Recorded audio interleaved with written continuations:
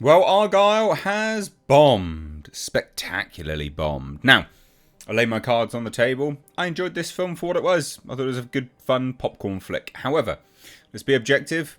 This is a disaster. Like, it's really, really bombed. And, you know, we'll look at the numbers in a minute because, like, holy crap, it's terrible. This film, spectacularly huge fire at the box office, awful stuff. But you know, I think it's important to note that a film like this, regardless what you think of the actual film, the content of the film, a film of this scale, in terms of it not being, although apparently it is associated to other things, a film which is like a mid-tier box office film, right? Not supposed to be a blockbuster, a mid-tier movie. Which I just call a popcorn flick. These kind of films, we do actually need more of, right? I'm not saying go out and support this if you don't want to, and that's not what I'm saying. But what I'm saying is that these mid-tier films is actually what the box office has been massively lacking, sorely lacking for a very long time. And we need them, actually. We do need these mid-tier films. Because that's what keeps the box office and theatres ticking over nicely. And it also resets studios' expectations of what they invest money in. Right? So again, whatever you think of this film, this is part of a bigger conversation. But obviously we'll look at this because my God, is it bombed. Holy crap, is it bombed. Which is, you know, hey, you deserves it, I guess, if that's the case. Whatever. You don't like it, you don't like it. I personally had a good time with it. I'm not trying to convince you to watch it. I can see why some people didn't. And that's the subjective nature of movies. But we'll dive into this. Here's subscribe if you're new here, guys. Turn the bell notifications on. Follow me over on Twitter and Instagram at Missed Reviews. In fact, on Twitter especially, that's where I give my first thoughts on movies and general tweets during the day. So good place to interact with me there. But let's take a look, shall we? So Argylle has officially bombed at the box office, and this article calls it the marvels of spy movies. Yeah, I guess so. So the thing is, I never really looked at it as a spy movie. Again, I kind of looked at it through this lens of, well, it's just a mid-tier popcorn flick. But, I mean, it had an astronomical budget. I don't know why it had such a big budget. Holy shit, the budget was high. Oh, my God. Which we'll get to. But, yeah, so Argylle turning out to be a huge bomb at the box office. Really, really, really bad. I'm surprised it was originally just going to be an Apple Plus streaming service movie. Like, I'm surprised only because of the budget. Only because of the budget, guys. Only, like, the budget is so high.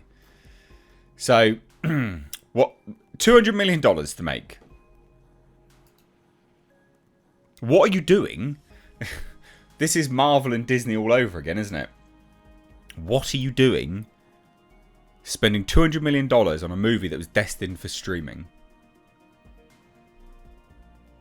That's a $10 million movie you do that with. Those are horror movies you do that with.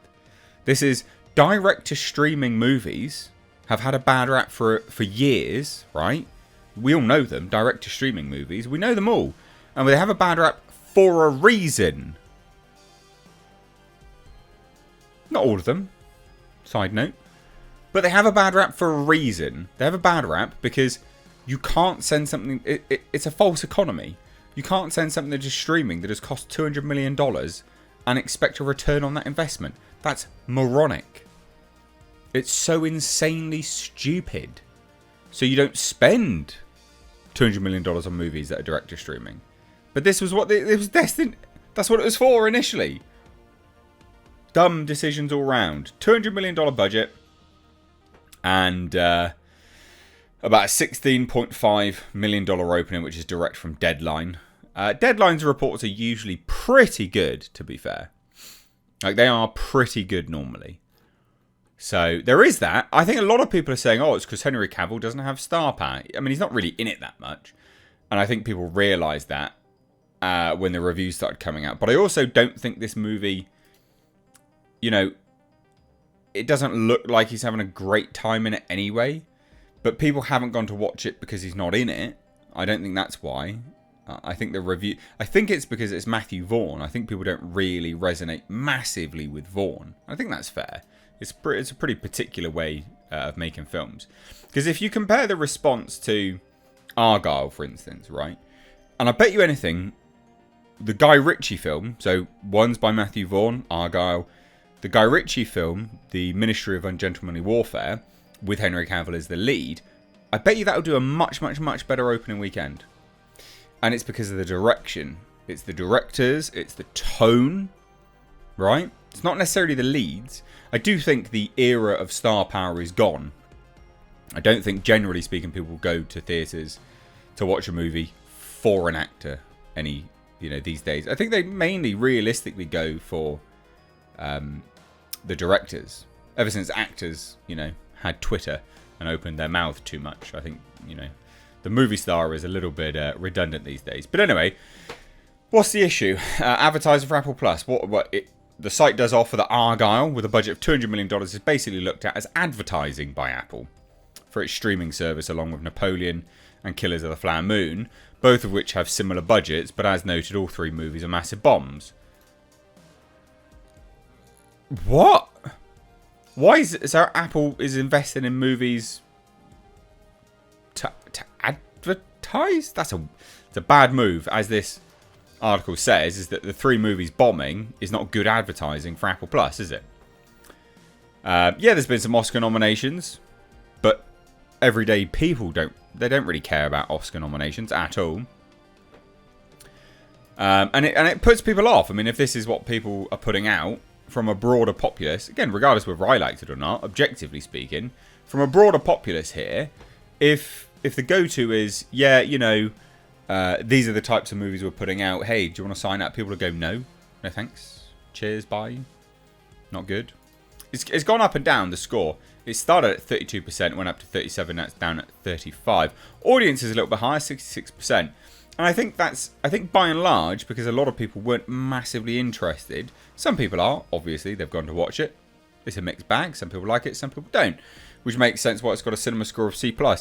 I do honestly think it's Matthew Vaughn. I think he's the reason why it's not so good. It's his sort of tone and his style, which doesn't click with with everyone. You can see it here. But yeah, look, I mean, it is what it is. But hey, it's a massive bomb. $200 million with like $17 million. It didn't have a ton of advertising, but you're still looking at a loss of 3. I mean, to break even, right? To break even, this movie needed $400 million to break even. Right? $400 million. Apple isn't really a massive player in the game, so I don't think it would have been able to structure a deal. I think it's partnered with Universal, but either way, they wouldn't have been able to structure a massive deal with the theatres. So the 50-50 split is probably right. So $200 million budget, it needs $400 million to break even. It's like a 350 odd million loss when all is said and done. That's real bad. Real bad. It's, done. Terrible stuff. Terrible stuff. But I really do hope that the take home from this from Hollywood isn't no mid-tier movies, just blockbusters. Because that's been the issue like we've had for a long time. So I hope that they don't take that as the lesson. We need more mid-tier movies. You just need to be more select. Right? Do we agree? Do we disagree? Let me know down below. I genuinely be interested to hear your thoughts. Again, this isn't... Yeah, the movie sucks, like, in terms of its box office. I'm not disputing that. Whether I liked it or not disputing that at all. But let's look at this mid-tier argument, right? Let's take a look at that. What do we think about that? Let me know. Cheers, guys. Take care. Bye-bye now.